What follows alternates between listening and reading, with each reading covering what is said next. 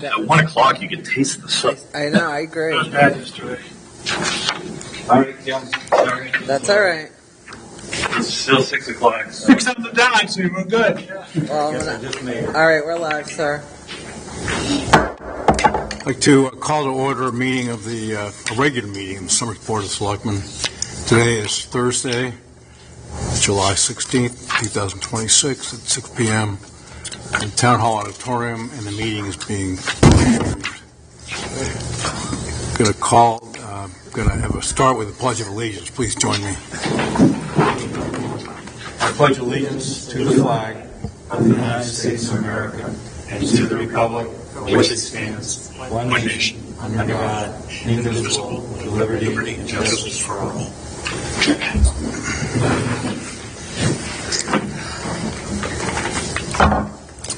So for roll call this evening, we have Selectman Meyer on my right, Selectman Schmidt on my left, Kim LaFleur, our Ops Director, Todd Rolland, our Public Works and Emergency Management Director, Jeff Catlett, our Director of Public Health and Land Use. Get this over. Okay. Just twisted interesting. Presentations of the first Selectman.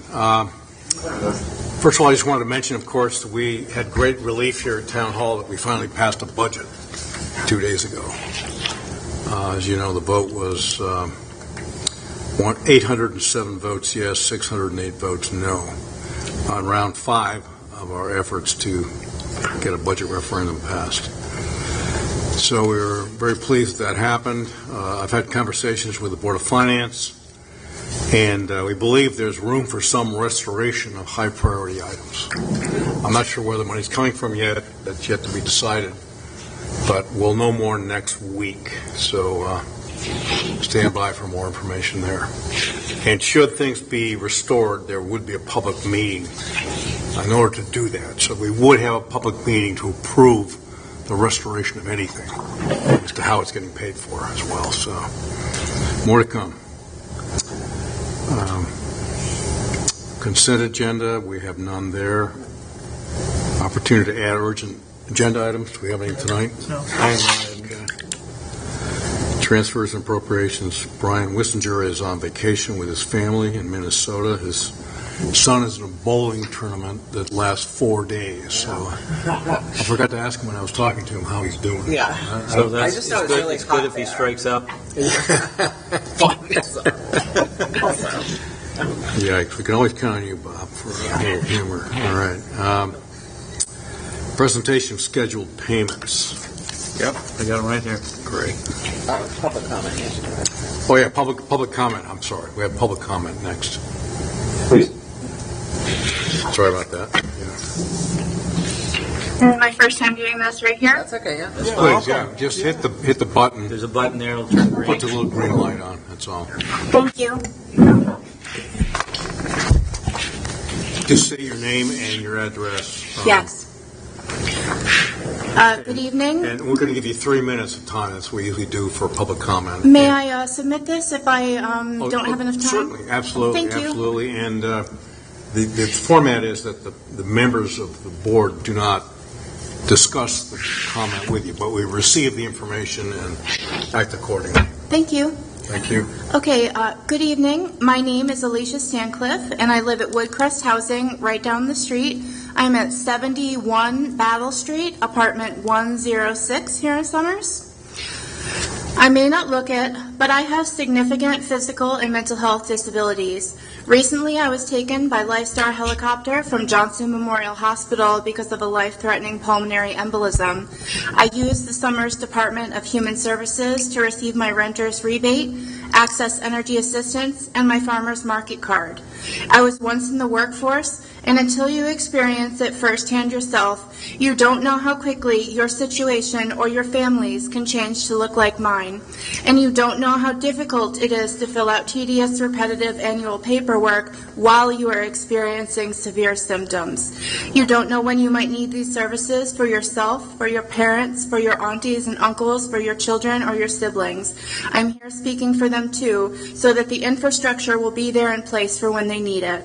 My great-grandfather passed away homeless on the streets when they passed institutionalization because government made big decisions before they had supports in place to administrate those decisions. Careful planning and consideration before big decisions are made are necessary to save lives, and that starts at the local town level. Please restore and expand services here in Somers so that whatever happens in the state and federal levels, the residents of Somers can be protected from falling through the cracks like my great-grandfather Earl Underwood did. I am speaking tonight to advocate for Annette in the recently cut position at the Department of Human Services, which is an absolute lifeline for our community. Annette and Matt come directly to our apartment complex to assist disabled and elderly residents, many of whom are too ill, exhausted, or unable to advocate for themselves or vote. The volume and complexity of the paperwork required to get these services is a nightmare. As a trained choices counselor, Annette was essential in helping us navigate, gather, and complete these critical forms. Eliminating her role strips our most vulnerable neighbors of the expert support they desperately need. Human services have already been slashed too deeply. Rather than further cuts, we desperately need these essential lifelines restored and expanded. I don't know everything about the way bureaucracy works on the government lawmaking side, but I know a lot about it from the other side because it affects my life every single day. I know that nobody here wants to cut anything, and I understand that some things must go to make the budget fit, but why is a convenient place to occasionally dump garbage more important than helping keep me and my neighbors at Woodcrest independent, living right here in the community with you? Many of my benefits must be administered in Manchester, which is already a long drive or an expensive ride share. I am requesting that going forward, this committee please consider that our Human Services Administration be greatly expanded and not cut, especially in light of federal changes. For many of us who need these services, absorbing any more travel is impossible. Some do not drive at all. My own car's engine just recently died, and if I had not been lucky enough to have been covered by a warranty, I would no longer have any transportation. I do not have any family left to fall back on or care for me after my adopted grandmother passed away. I don't know what I will do when my car has another catastrophic failure. Past cuts and increased paperwork have already strained our community. Woodcrest administration requires at least 2 people to function effectively, and Annette and Matt's roles cannot be merged into a single position without a reduction in the quality of service. Thank you very much for your time tonight. I'm truly grateful for the chance to speak. Thank you, Alicia. Thank you very much. Appreciate your comments. Thank you. Thank you very much. Thanks. Good job. Could you make give us a copy? I have an extra copy if needed. Well, we need 3. I'll just email it to her down. So, thank you. Thank you.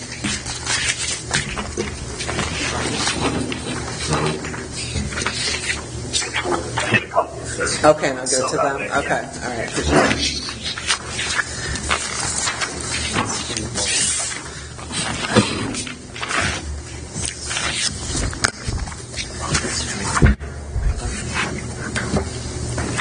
Good evening. My name is Sean Curtis. I'm a resident and taxpayer here in the town of Somers, residing at 90 Old Hampton Road. I come before you tonight not as an adversary, but as a member of this community who expects and believes we deserve better from the body charged with overseeing how our town operates. The Board of Selectmen is the governing body that is responsible for the oversight of town operations, including the performance of our staff and our departments. That oversight is precisely why I'm here tonight. So I want to ask you 2 direct questions. What kind of culture are we creating and supporting within our town offices? What integrity and ethics are we instilling in the staff who serve this community? I ask because what has unfolded around Land Use Application 25-006. The Planning and Zoning Commission has voted to grant the applicant an amendment to its special use permit for processing in a residential zone. That decision was made by the Commission with no involvement or intervention from this board. But here's my concern, and it is a serious one. The Commission did not have all the facts nor an accurate and complete record when it made its decision. The Land Use Office and the Zoning Enforcement Officer never wrote, published, or distributed a formal report with the documented findings from their 6 to 8 site visits, including the visit on June 4th, 2026. The only formal report written and shared came from Joanna Shapiro, who handles inland wetlands and conservation. A decision of this consequence was made on an incomplete and material misleading record. The cease and desist order the town issued on to the applicant on May 21st, 2026 was itself contradictory, and it did not comply with the proper appeals process. It ordered the activity to cease immediately, which it did not. Yet it tied the order to a modification request before the Planning and Zoning Commission, while separately providing for a 15-day appeal to the Zoning Board of Appeals under Section 8-7.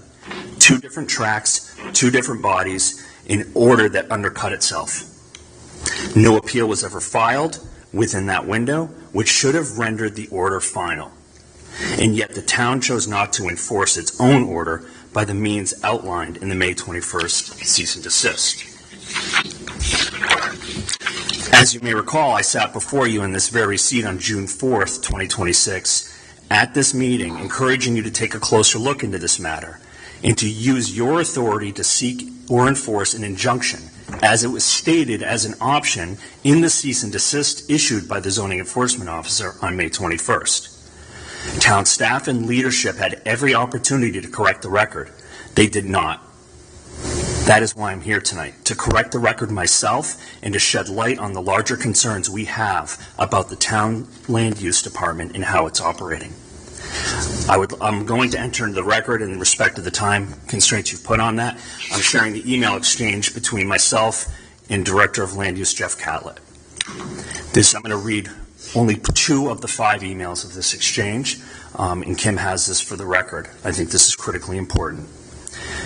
The first email came on the evening after the June 11th Planning and Zoning Commission meeting, where it was a public hearing. Dear Jeff, at the Planning and Zoning public hearing tonight, Jennifer refuted the information that you shared with Kevin and I at our meeting on Monday, June 8th at 12 p.m. in the Selectmen's conference room, and as such, and to question the facts of my testimony and character. My question to you is, who is telling the truth? As both of you were at that site visit on June 4th. You clearly stated to us in the June 8th meeting that you observed, or it was shared with you during the site visit, that Brian Giuliano was burying debris stumps. And you went on to further explain that the black liquid in water you observed was perceived to be organic decomposition of said materials. I respectfully did not mention you by name tonight. I deserve clarification, as does the Planning and Zoning Commission, my neighbors, and the community. What is the truth? Jeff kindly followed up with me the following Friday morning. Sean, you are correct. At the time of our site visit, Brian Giuliano stated that on certain parts of the property he has buried stumps, branches, and dead trees. He offered this information as we asked about the water and black liquid on the property, and he even tasted the liquid to prove that it was organic matter from decomposition. Myself, Jen, and Joanna did walk the property together, but because of the vastness of the land, we did separate a few times. Maybe it was just me or Joanna. He mentioned it too, but I talked to Jen after the meeting, and the conversation will be added to our site visit notes if it has not already.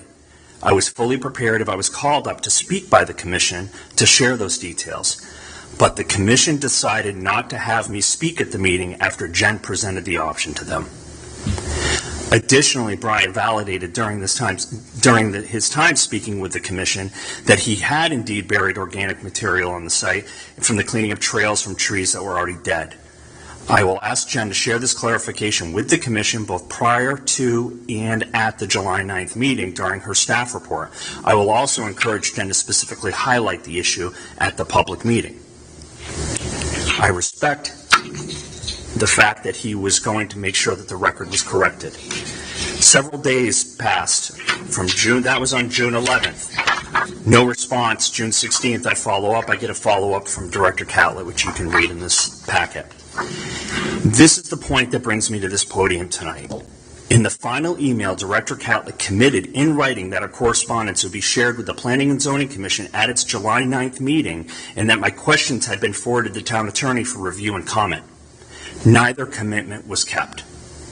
My correspondence was never shared with the commission at the July 9th public meeting, and to this day my questions remain unanswered, not by Director Catlett, not by any member of the staff, and not by the town attorney. The commitments made to me in writing were simply not honored. So in closing, I return to where I began. Mistakes happen. That's a fact of life. Integrity is what kicks in when those mistakes are recognized and corrected. What we saw here was the opposite. The Director of Land Use acknowledged in writing that the residents' facts were accurate, and yet the record was never corrected before the commission voted. The Planning and Zoning Commission decides on applications, but this board, the Board of Selectmen, is charged with the oversight of how the town operates, its departments, its records, and the conduct and performance of its staff. When the Land Use Office fails to document its findings and fails to correct a record it admits is wrong, that is not a commission problem. That is a management and oversight problem, and management and oversight sits with you. That responsibility cannot be delegated away. So I'll close with a direct question, and I ask for an answer on the record. Does this board understand the full scope of its collective responsibility when it comes to land use matters in the town of Somers? If the answer is yes, then I ask you to exercise that responsibility, to ask the hard questions I have raised tonight, and to hold the Land Use Office to the standard of transparency and accountability this community deserves. Thank you. Thank you for your comments, Sean. Yeah, thank you. I agree with you. We'll have to see if we can hold them responsible.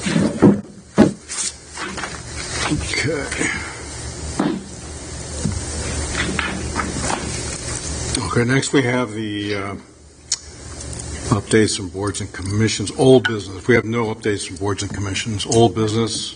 Do we do payments? Oh, I'm sorry. Did we? I thought we did payments. No, we did Sign not. already? We started. I don't think we We voted. started Yeah. to do them, and then All right, that's good. We forgot about public comment. That's no big deal.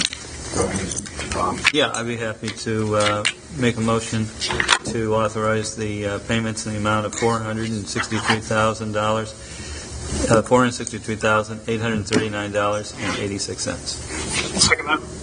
Any further discussion on the motion? Hearing none, all those in support of the motion say aye. Aye.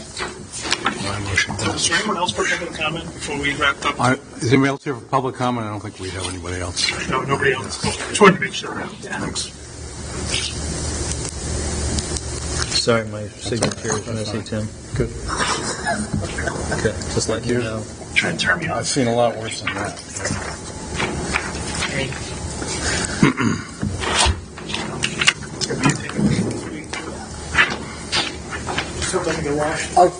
Oh, that's, yes, thank you. Yes, of course. So updates from boards and commissions, we have none. Old business, discussion and possible action on establishing a rent stabilization committee.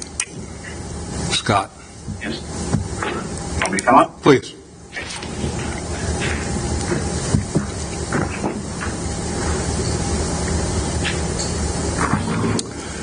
As you know, this issue came up last week. Brian Wissinger spoke after your comments. We tabled the motion because Selectman Meyer was not here, and basically mentioned that the requirement for rent stabilization committees is a population of 25,000 or more. Brian Wissinger shared with us his investigation that even several towns that had commissions never met, the commissions never met once they were formed. I mean, just be that as it is. He also mentions the courts are reluctant to get involved with tenant landlord issues. Courts used to be reluctant to be involved in environmental issues. Now they're Okay. front and center in a lot of things. So the floor is yours. Okay. So towns that have rent commissions that don't meet, that's on the town. As you've been spoken to by two public speakers here tonight already, we need to start seeing government taking action on things. I've been in here numerous times over the past number of months, and I'm actually considered a high-paid employee in my thing, but we are battered by very wealthy people who trip the system, play the game, get what they want without going through a vote or anything else. In any town I go to in America, me, that guy, her, or anybody else, all has the right to vote where we live and nowhere else. But yet people with money get rules bent for them. They get to have in-person meetings with politicians and everything else, and it's a money vote. It's subverting democracy. It's a rotten to the core. It's ironic that we have all kinds of committees and everything else, and they make our tax rates go up, and nothing happens with them. We have been asking you to get some control on prices. The problem we have with prices in the state of Connecticut has been created by our lawmakers. It are lawmakers who need to solve it. Whether one town works or not, I expect this one to work because I live in it. Prices are just so ridiculous. You look down there in Somersville, you live down there, you see what's going on. Look how long that property where the T-shirt shop used to be has been up for rent. It's coming on 9 years now. Anybody with a brain ought to tell you it's way overpriced. The guy can't move property or anything else. We do not have to be subject to this anymore. As I had a meeting with you years ago when I started working, the China trade bill. Oh, workers make too much money. We need to offshore things. Everything is too much money for the wealthy, but never too much for us to pay. You guys need to start getting some control on things.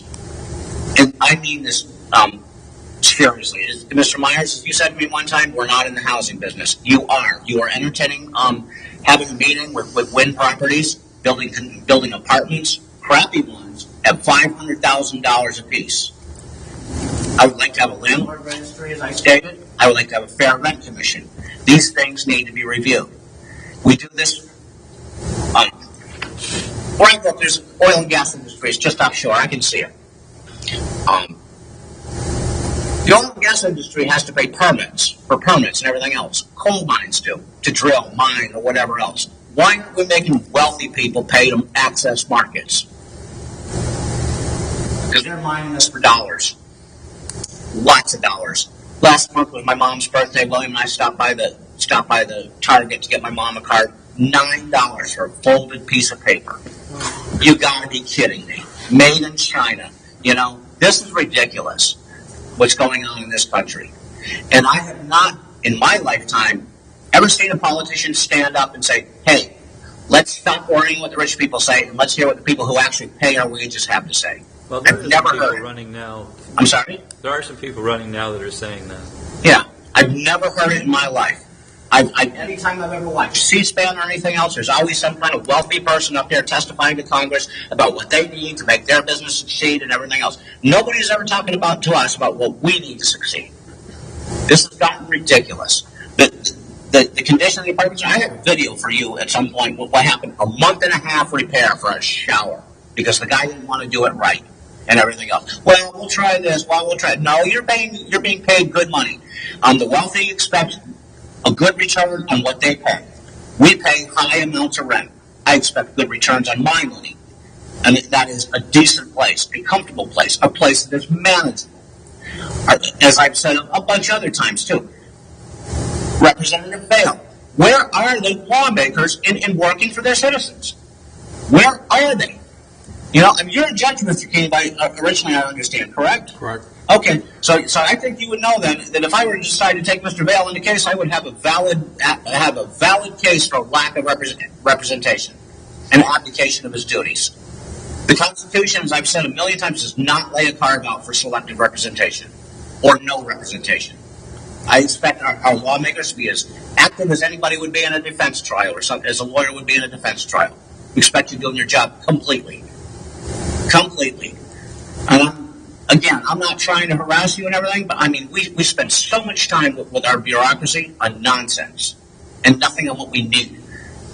This has got to happen. You're harming the economy of the state, and look at the bill. We're thinking, you're not. You're actually killing it. You're killing its productivity. You're killing everything else. It's not working. It is not working at all. There's no reason at all people should be paying the kind of money they're paying for those. I don't even want to say the words, what they are down there. They're not. The product is not up to the cost. It's not like the only place that's happening. I'm sorry? It's happening all over the country. Yeah, it's happening all over the country, and as I referenced the environmentalists for a good reason. The environmentalists are not happy with the way the oil industry is working. They want to push a battery industry. So they've gotten very active in the courts and everything else. Even though they really don't have any legal standing. There's nobody that says, hey, you're in charge of the chipmunks. You get to go sue for them. Nobody ever said that. But they've taken it into their cases, and they've gotten, of course, after their favors. As I've told you, rich men have lobbied against me. And when I want to lobby, I'm limited to 3 minutes. Yet they're getting, hey, fly to Washington, D.C., have a talk with us. Fly to Hartford, have a talk with us. Come to Summers, have a talk with us. None of us get that opportunity. We don't get it. Does that sound like good representation of your citizenship? I think you're going to have an opportunity to talk to people. What are you talking about? I think you guys need to come up with a serious plan for having a landlord registry. You need to have a fair rent commission. We need to get Mr. Vail involved, as I said, as I told you several months back, with constructing some housing. That money that was for wind properties for one construction project could build. I've forgotten the number of units. Anyways, you can build 4 times the housing with the plan I came with you guys by, and lower the costs. At my very first meeting I ever came in here with you guys too, I told you there's no law that says the government cannot compete against the financial sector.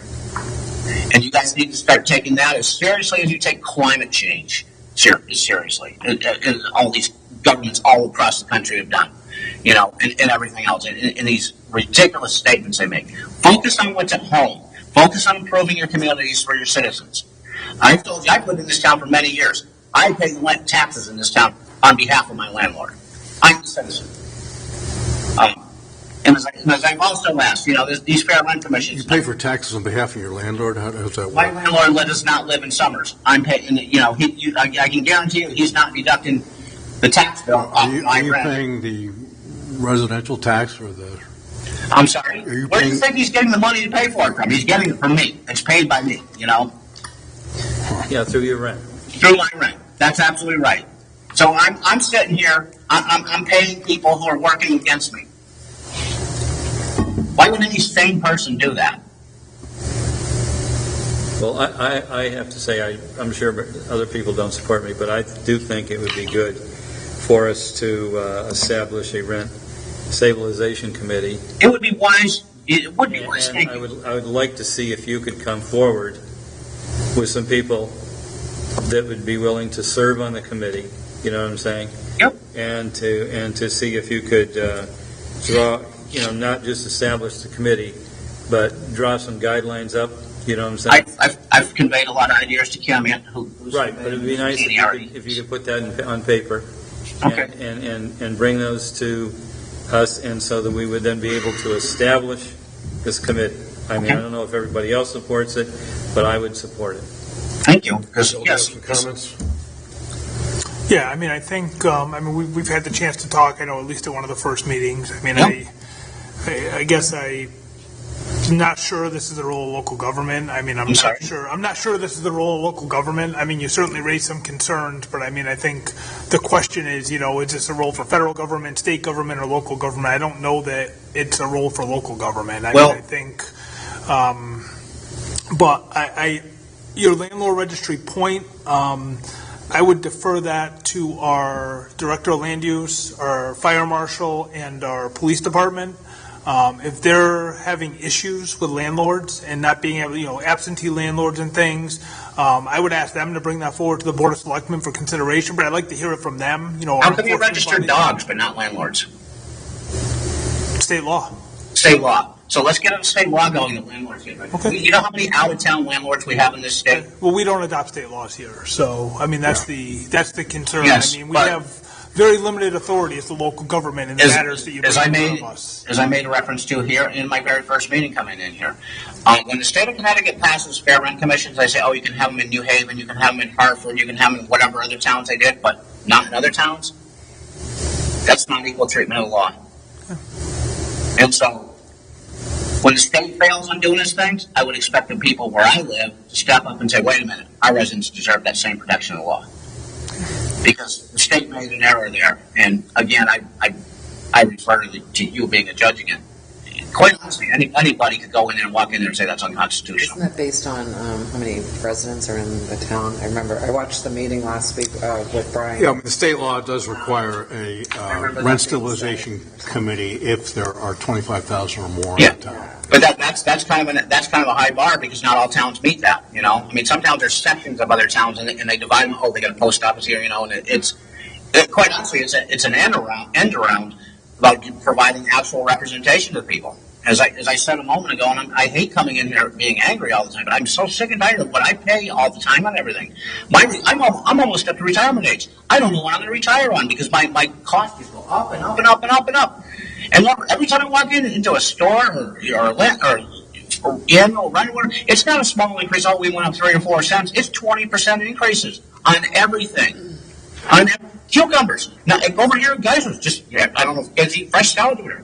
99 cents in January. Now they're $1.46 or something like that. You know? Well, the farmers are having to pay more. Yeah. Farmers have low wages. They pay. They import a lot of labor. They have very low labor costs, and nobody's ever questioned. Well, if you guys are so poor, how come you have so much land? You know, I mean. Well, I have to break the news to you. My grandfather owned a farm in Iowa. Yep. And I'll tell you right away, the only time he had money was when he sold the farm. And my dad's sister used to raise me. And what I'm just telling you is he did not make a lot of money. Yep. He was very poor. You're right, but the people who between the food and us are making a ton of money. And, you know, the popular thing right now, and I wish Mr. Wessing was here, one of the popular news stories you see on a fairly regular basis these days is well, rising prices are up because there's a beef shortage in the United States. Yet, if I were to pull up a map, every town in America has a McDonald's, has a Burger King, has a Dunkin' Donuts, has this, has that. And they all get the benefit of having super low wages where I am subsidizing the employees and everything else. And they're not shutting down because they don't have any beef. We have private equity controlling the supply of money and how it's getting out into people and everything. It's the same thing that they're doing it with housing here in this state. They're doing it with whether it's rental properties or buying up properties or everything else. There's some controls need to start happening on the financial sector. I'm lobbying against them the way they've lobbied against me. Well, on a positive sense, let me tell you right now, there are people running against Yep. the two current, the people who are representing us right now. I'm not trying to be overly political, but the Democrats do have new candidates running, you know, for these positions. And I know these people personally, and they have a different attitude. Mm-hmm. And I think that they would be people that would listen to you and would try to go down to Hartford and help you out. Yeah. Well, you know, I know you go to Hartford. I know Mr. Williams goes to Hartford. You guys testify to Hartford lawmakers. How come we're never given an invitation to come with you and testify to our lawmakers about our housing situation? You do have an invitation. It's open to the public. Well, take we're public scheduled for that. It's online. Committee hearings, you can sign up. There's a sign-up process. They take comments well into the middle of the night. I can't even get an email back from my state representative or a phone call return. You can go right onto the state legislature's website and file written testimony. You can go in person and testify. It's open to any resident. You can do it online, too. You can do it online. So I would encourage you. I mean, Mr. Keeney, I don't see the need for this right now in Summers. I mean, I think if our department heads want to bring forward a landlord registry, I would listen to them, but I would defer to the fire marshal, the police department, or land use director if it's a problem they're facing and they want to bring it forward. But as far as a fair rent stabilization, I don't think that it's the right move. So fair rent's not a law enforcement issue. It's a law that. Well, you raised two issues. So you raised a landlord registry, which is separate from a rent stabilization. Yeah, a So I landlord think registry. for You the guys should have a landlord registry. You guys should have a registry of who I owns think- property in this town. If they're properly that. We do have that. We do have that. And if there's a concern, I'd like to Is hear it it from publicly available? Because I've never seen I it. gave that to you. Oh, the little page? Yeah, From it's that- pretty out of date, That though. was from the town assessor's office, and that was pretty. Yeah. That's probably about 2 or 3 months ago. Yeah, well, I went through and I looked. There's a lot of other properties around here that weren't even on it that are rentals.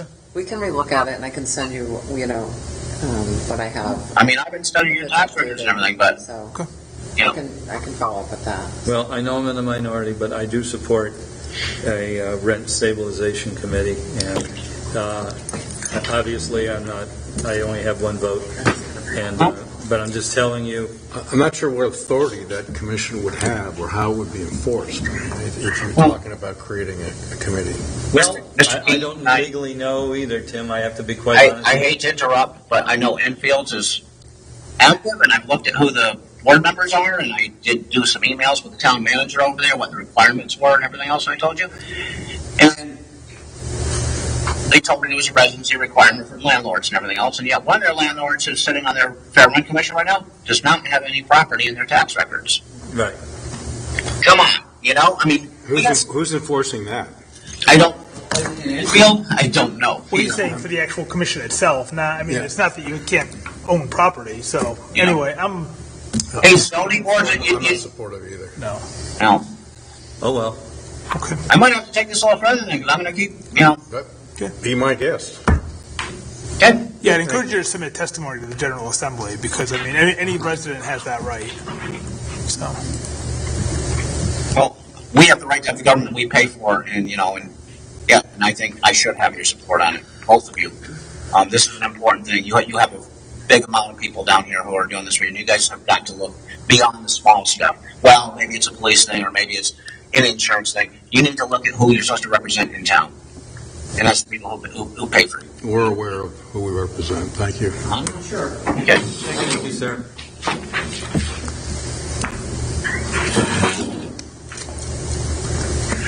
Okay, Mr. Catlett, Director Catlett. This is Todd's. I'm sorry. Todd, I'm sorry, your name.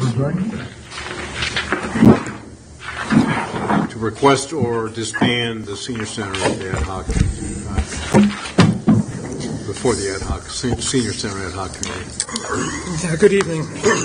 Public Works and Emergency Management Director Todd Rowland.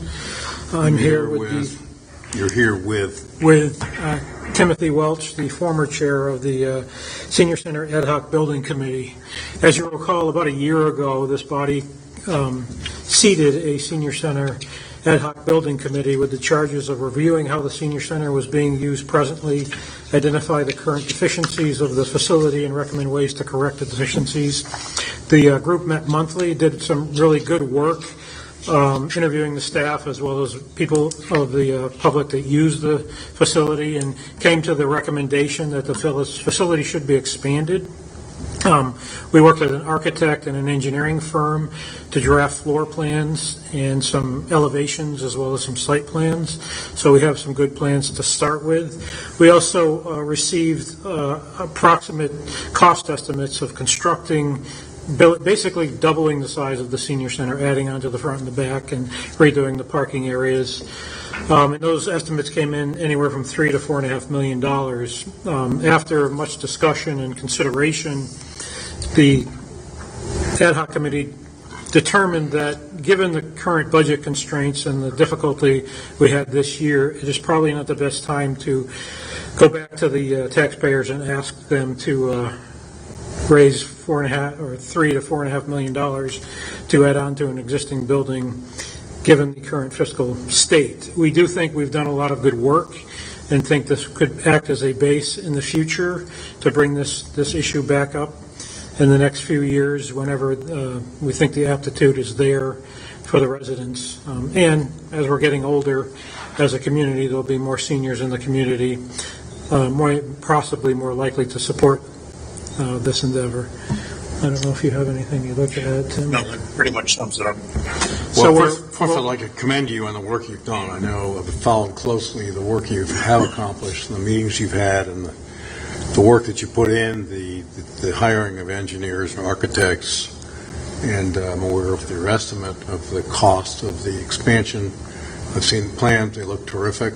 I'm very supportive of the whole project. It's just, I think you're probably right about timing, and right now it's not a good time. We've got a bond that we're getting ready to float in regards to the HVAC system at the elementary school. I think the town believes that we may have more bonding than we need right now, and that this may not be the right time to approach them for additional bond forward. Agreed. And the committee voted to disband with the recommendation that this be looked at again in the future when it might be more tenable. Yeah, I think it's a good idea, Tom. I don't think it's good for the town, but it's a good idea. I think there's a lot of people in this town that we need to help and take care of, and we're not doing that. And we've heard that consistently from a lot of people, that we're just not helping a lot of people in this town. So I think the work you've done is terrific. I think it needs to be retained, kept on file, and utilized somewhere down the road at the right time. And I think it's really a matter of timing, no matter whether we go ahead with this project. Bill, you got a few comments? No, I agree with everything that was said. I mean, thank you to both of you and the committee for your work. I mean, I do support doing something with the senior center. However, I agree. I just think the timing right now is poor. I think just seeing how the future plays out for a year or two is a wise move, and I think we revisit it as a community in the future. So thank you. This will be valuable. And, we won't have to start from the beginning. I think we'll start from this point, and if the timing's better, we're going to be able to move forward, I think, pretty quickly. So, thank you. So we need a motion to Disband the senior Make a center. motion to accept the recommendation of the Senior Ad Hoc Committee and to disband the committee as presented. Second. Any further discussion on the motion? Hearing none, all those in support say aye. Aye. Aye, motion passes. Thank you. Thank you both. Thank you. Appreciate your efforts. Director Cadlet.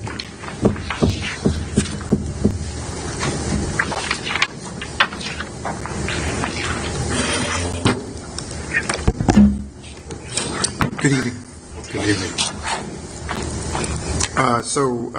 Before I get started, I just wanted to make a general statement based on land use. I won't address specific concerns, but I just want to be on the record that the Land Use Department follows up on all concerns in a timely and ethical manner, and we follow the prescribed procedures. We consult our town attorney for relevant information and what's presented, and when you have two parties that are arguing cases, you're ultimately going to have one dissatisfied party. That doesn't mean the department that is running is not doing their job. You're never going to have two satisfied parties. So I stand by the Land Use Department, our integrity, our enforcement, and our employees. So I just wanted to put that on the record. Thank you very much. Appreciate it. Yeah, we appreciate your efforts. Yes, thank you. So I'm here tonight to talk about the Public Health Infrastructure Grant. Back in 2023, the CDC offered states and local governments the opportunity for funding to provide opportunities for the shortage of the current and the anticipated shortage of public health officials. The town of Somers applied for that funding and received it in November 1st of 2023 in the amount of $20,000 and $20,782. The funding was not only for the shortage of public health, but it was also to look at public health systems in general, see where they were lacking, see where improvements could be made. The overall goal is to recruit and hire new public health staff, retain staff, support and sustain the public health workforce. When did you get that? What year? November 23. November of 1st, 2023. And that was $20,000. $20,782. So that funding was received. During that time, it was used in my research to pay for credentials and training. So my proposal this evening is to bring on a part-time temporary sanitarian to assist with restaurant inspections, temporary food events, office coverage, vacation coverage, and other land use tasks. As you know, we have a fairground in town, and they do a lot of business in the summer and fall. So this individual would help me with those inspections. For example, the Fort Town Fair has 36 food vendors. For example, in other communities I've worked for, we would have 3 to 4 inspectors there at a time. Last year, I was at that event for over 8 hours, and it was quite the event. We have thousands of visitors at those events, and I take food safety very seriously. So I spend as much time as I can with these vendors to make sure they're doing what they're supposed to. How much food did you test while you were there? I did not. It was very tempting. Very tempting. Fried dough. Yeah. So Pizza. You have to pay Yeah. for it if you're gonna. yeah. So unfortunately, we do not partake in those. We didn't give an expense account. No, we do not. So this. And this by the way, that those fairgrounds are used many other times as well. Correct. Tell us about some of the other events. Correct. So, for example, we have we have an event coming up for H Fair coming up mid-August. We have another event coming up on the 29th at the fairgrounds with 15 food vendors. We also have the Fort Town Fair with 36 food vendors, and we have various vendors popping up. It's a great facility to have in town, but it does get quite a bit of use. So this individual would help greatly with those type of inspections. So basically, you already have the money appropriated. Correct. The money is appropriated in an account. And we'd like to, well, we have to actually spend it by the end of the fiscal year, or we have to return it. In fact, I just got an email this morning, literally from the public health director, saying the money is available, and what are your plans? Correct. Yeah. Well, I'm glad you're going to spend it, because I think it's a wise use of funds. Sure. No, I support this. I think it's a good plan, and I would just say to your earlier comment, thank you. I know that Director Rowland started, and you've continued and certainly grown on some of the improvements in land use, and I think we've taken a lot of feedback, but I think that feedback's been heard, and I think that we put some reinforce some processes, put some new processes in place, and I agree with you that and sometimes what's an adversarial process, there can be people that have feelings, but I think just we'll continue that work, and I'm grateful you're here and that what you've done so far, and nice work with this as well. Thank you. So I make the motion to accept it as presented. Second that. Any further discussion? I just want to also mention that we also recently combined planning and zoning in town, and we put people on that committee. I think that it's a very serious committee. They're doing a great job. They have responsibilities. Your responsibilities are liaison to the committee. You're not in charge of what they do. You're there to help them if they have specific questions. And I think there are people like Mr. Curtis who would like the Board of Selectmen to run that committee, but we don't. It's not our job. It's not our responsibility. We might have some kind of oversight, but we don't do the work. Well, in fact, by law, we're prohibited from interfering in zoning matters. In fact, if we were to get involved in a zoning matter, it would be a violation of state law. Our only duty is to appoint the members of the board, and that's state law. Good to know that. Yeah, and we have clarified that. Their only duty is to appoint the members, and then their duty is to do the enforcement. And the good news is I think they're doing a good job. They've got some major work they've been doing recently. As recently as last Thursday night, they handled a couple of very controversial issues, and I think did a very admirable job. So, thank you for your support to them. Can we vote to make a motion to reapprove the request? Let's do that. All those in support of the motion say aye. Aye. Motion passes. Thank you very much. I'd also make a motion to accept the temporary sanitarian job description and approve to post the position. Any further discussion on that motion?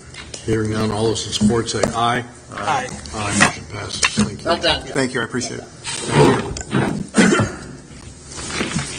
Approval of the minutes of the July 2nd, 2026 regular meeting of the Board of Selectmen.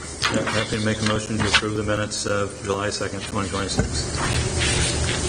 You second that? I wasn't here. I'll second that. All those in support say aye. Aye. Motion I'll abstain passes. just because I Thank wasn't you. present. Bill abstains from the vote. Make a motion to adjourn. Second. We are adjourned. 48, you got it. Okay.